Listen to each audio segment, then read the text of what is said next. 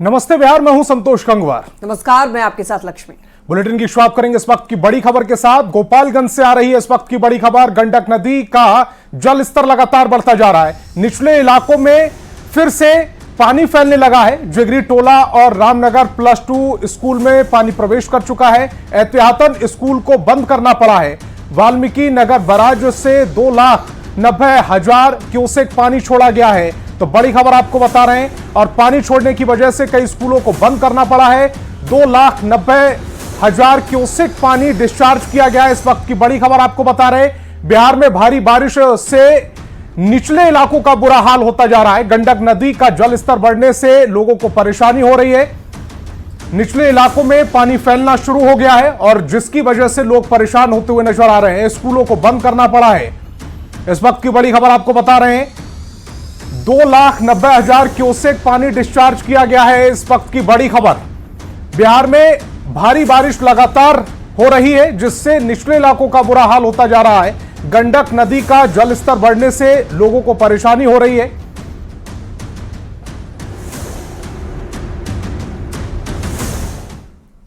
तो वाल्मीकि नगर से एक बड़ी खबर है। गंडक नदी के जलस्तर में भारी वृद्धि के बाद गंडक बैराज के सभी 36 फाटकों को खोल दिया गया है।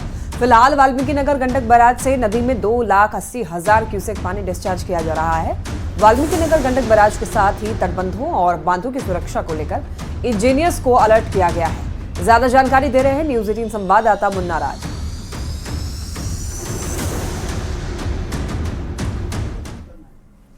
वाल्मीकि नगर गंडक बैराज पर लगातार नदी का डिस्चार्ज बढ़ रहा है और नेपाल से आने वाली नारायणी नदी के जलस्तर में वृद्धि के बाद गंडक नदी में उफान दर्ज किया गया है और लगातार गंडक नदी का जलस्तर बढ़ रहा है। और पिछले 24 घंटों की बात करें तो नेपाल के तराई इलाकों में लगातार बारिश हो रही है और नेपाल के नदियों में के जलस्तर में जिस तरह से बेतहाशा वृद्धि हो रही है, उसके बाद वाल्मीकि नगर कंट्रोल रूम पर जलस्तर में उछाल आया है और लगातार जलस्तर में वृद्धि के बाद गंडक बैराज के सभी 36 फाटकों को एक बार फिर खोल दिया गया है। तो आपको हम वाल्मीकि नगर गंडक बैराज की तस्वीरें दिखाने की कोशिश कर रहे हैं, जहां गंडक नदी के जलस्तर में वृद्धि के बाद सभी 36 फाटकों को खोल दिया गया है और जल संसाधन विभाग के अभियंताओं को एक बार फिर अलर्ट पर रहने का निर्देश दिया गया है। तो कुल मिलाकर कहें तो नेपाल में लगातार हो रही बारिश के बाद एक बार फिर यूपी और बिहार के सामने बाढ़ का खतरा मंडराने लगा है। मुन्ना राज, न्यूज 18, वाल्मीकि नगर गंडक बैराज। कोसी बागमती के साथ साथ गंगा नदी का जलस्तर लगातार बढ़ रहा है। पटना में तमाम गंगा घाटों पर प्रशासन की तरफ से सतर्कता बरती जा रही है। भद्र घाट पर एसएसबी के जवान कैंप कर रहे हैं। जायजा लिया न्यूज 18 संवाददाता विनीता मिश्रा ने। हुई लगातार झमाझम बारिश के बाद गंगा नदी समेत बिहार की तमाम नदियां उफान पर है। कोसी खतरे के निशान के पार बह रही है, जबकि गंगा नदी अभी खतरे के निशान के नीचे है।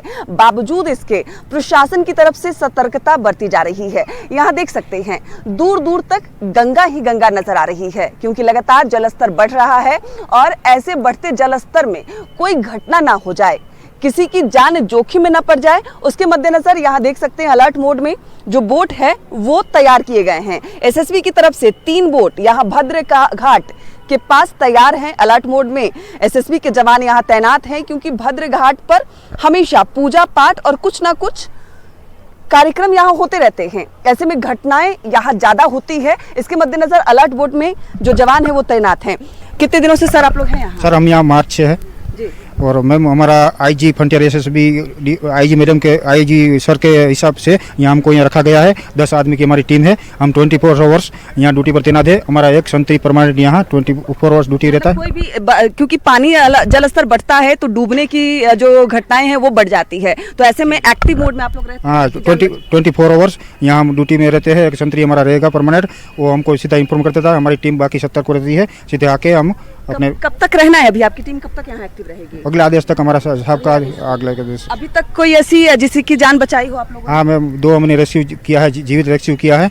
वो जो कि एक 17 साल का लड़का था, एक 40 साल की मैम थी। उस दोनों ने सुसाइड के लिए यहाँ से छलांग लगाई थी, तो हमारा संतरी तैनात था, उसने अपनी सतर्क तक दिखाई और उसको बचाया और उसको घर को सही सलामत सुपुर्द किया। सुसाइड करने की कोशिश करे उन्हें भी बचाया जाता है, और क्योंकि रफ्तार जो पानी में डीप बहुत ज़्यादा है, पानी बहुत गहरा है, और जब भी बाढ़ का जो माहौल है, जब पानी बढ़ता है तो इस तरीके से घटनाएं आम हो जाती है। या तो लोग डूब जाते हैं या फिर कहीं से अगर गिर जाते हैं, तो ऐसे में उनका जान बचाना बहुत जरूरी होता है। और इसी के मद्देनजर एसएसबी की तरफ से अलर्ट मोड में यहाँ बोट लगाए गए हैं।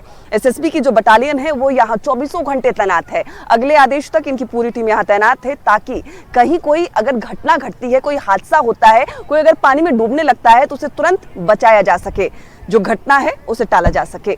विनीता मिश्रा, न्यूज़ 18 पटना।